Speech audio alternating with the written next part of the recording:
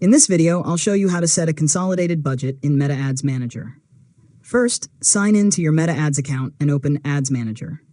Click Create to start a new campaign or open an existing campaign that you want to edit. Next, go to the campaign level and enable Advantage plus Campaign Budget. This setting allows you to use a single budget across all the ad sets in your campaign instead of assigning separate budgets to each one. After that, enter your daily budget or lifetime budget, depending on how you want to manage your campaign spending. Review your budget and campaign settings before continuing.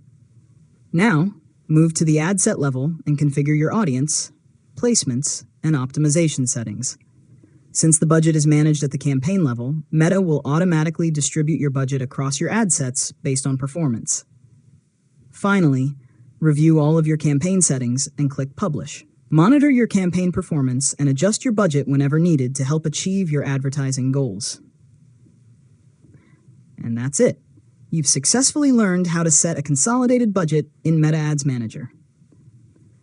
If you found this tutorial helpful, make sure to subscribe to Learn Mode Lab for more tutorials.